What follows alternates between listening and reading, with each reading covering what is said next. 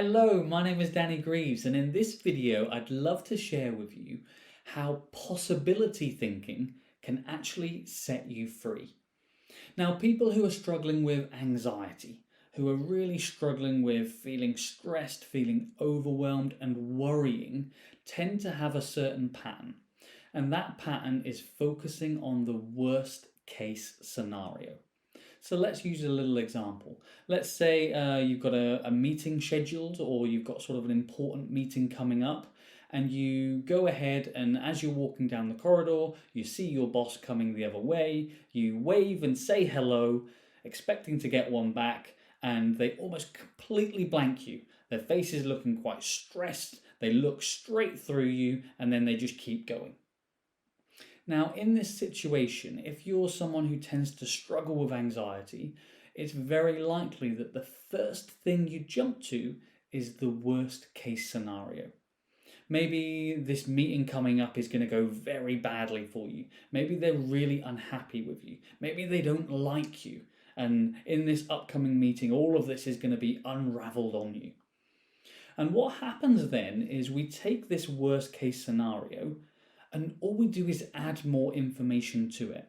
So we allow that thought to get bigger and bigger until all of a sudden, even when we think about this upcoming meeting, we're full of dread and we're full of worry.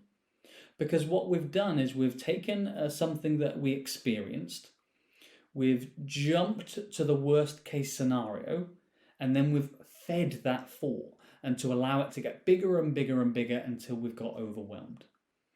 Now, when we think about possibility thinking, all we're introducing is some alternatives.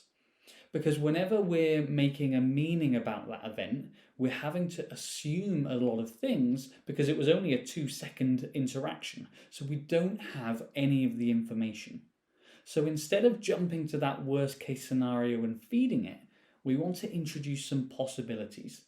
And this can really be as simple as, what are 5 alternative possibilities that could be just as likely as that scenario that we've concocted? It might be a case of they've just had a really bad meeting themselves and they're really stressed. They've just had an argument with their partner and it's just flooding their thoughts and they're not even aware of where they are. They might have had some difficult family news, or they might have had some sort of really disappointing or really upsetting news that they're trying to process while they're on the move.